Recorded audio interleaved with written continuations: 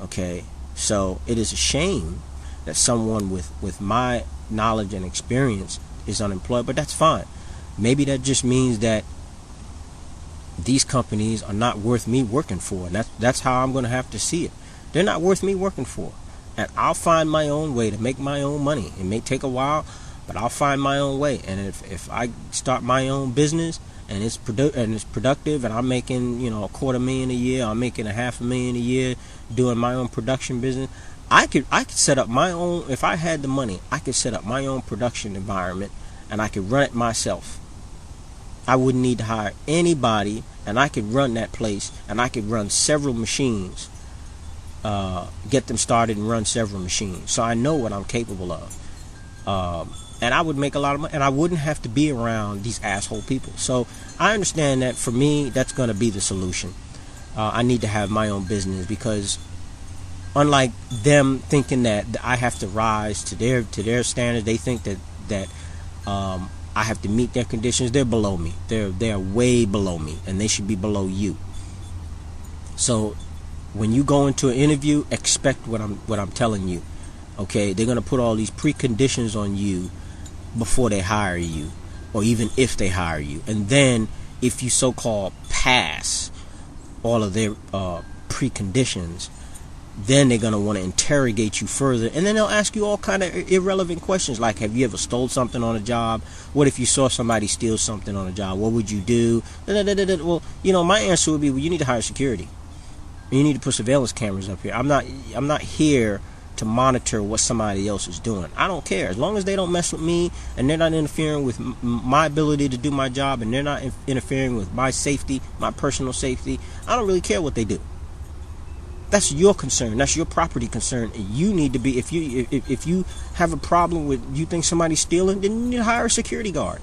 You need to put some surveillance cameras up. That's not my concern. But you see the stupidity. They're concerning themselves with everything, every possible thing that they can concern themselves with, other than what's important, which is your ability to perform whatever task that it is in that position satisfactorily. That's it. Keep it lean. They want to focus on all this other shit, and that's what I call a talking monkey, because they can't focus on the one thing that is important to focus on. And that's why they'll get the mediocre people they'll get, and that's why they'll get the turnovers they get.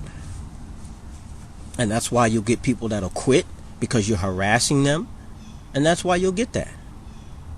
So, like I said, I hope that you've got something out of this, especially for people like me that know what they're capable of and are secure in their abilities and their knowledge and experience. And for those assholes, stupid, ignorant, hostile companies out there, I address you directly, because you will not get someone like me. You will not get someone of my caliber that I'm going to let you harass me on the job or whatever. I can't. If I'm hired, I'm hired to produce work. I'm not hired to be harassed while I'm on the job. So you will not get someone like me. And I know that you're going to continue in what you're doing, because that's the limitations of your ability, your intelligence. You're a talking monkey. You don't have the ability to think past that. These companies, like I said, there is no legal requirement for them to do a drug test, background, or credit check. They voluntarily do that. Okay, and they put preconditions on people to be hired, as opposed to allowing progress to progress. So I want to say to those people that are in my position, have gone through what I've gone through, and you're going to face it again, I wish you the best out there. But as you're working at these companies, what I would do is make sure that you keep your cell phone with you, one that records audio and video, and that when you feel that there may be an altercation, you record that. Okay, because people will say things on the job even to harass you, to get you, to provoke you to do something, and then so you can be fired. You gotta watch those prejudiced, racist people out there with those little fucking stupid racist jokes that they have, and you need to record that shit. Okay, use your damn cell phone and record that shit. Okay, but again, my best wishes are to you, the people that are on the other end of this bullshit.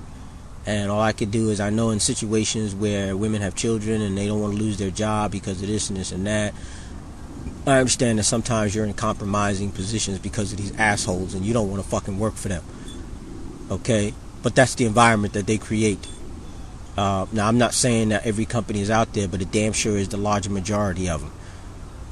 The 80 or maybe even 90% of the majority of those companies, probably even more, a higher percentage, most of these companies out there are assholes. They're asshole people. They're arrogant.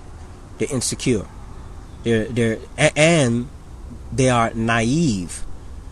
But they don't want to seem naive. They want to save face. So to cover that up, they're going to be arrogant and insecure, and they think that's what's going to make a difference, as opposed to being secure and patient, and allow people and don't set them up to fail.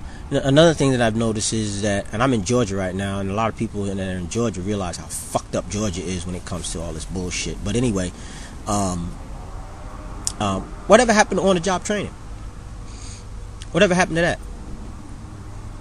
Nobody does that anymore. I don't hear anything about that. So if you're not going to do any on-the-job training, that means that I have to come pre-trained and pre-educated and pre-experienced. Okay, so that means that you're going to have to pay for that. You're not willing to do any training on the job, so that means if you want somebody to see, a lot of what the stupidity is they expect you to come into their work environment and hit the ground running. There's a break-in period. You need to know where things are. You need to know how they do things. You need to know how their system is set up. There's a break-in period. But the stupidity of this country, this lack of patience, this now, rush, instantaneous, it's all bullshit. It's an illusion. We need to have patience to allow progress to progress. But again, I'm going to end on the high note, saying that these asshole companies, these so-called IT repair companies, and you will not get me as a grandmaster technician. You will only be able to hire mediocre technicians, because I've seen them. They break stuff. They can't repair laptops. They can't change motherboards. They don't know how to diagnose stuff. I have seen, as a digital production grandmaster, I have seen people run a pallet of paper, a job, and it be wrong. And then they got to turn around, and all that paper's wasted, and then they got to turn around and rerun that damn job. I'm a digital production grandmaster, so you will not be getting my services. And I wish the best to all of you out there struggling and putting up with the bullshit of these people. Best wishes to you.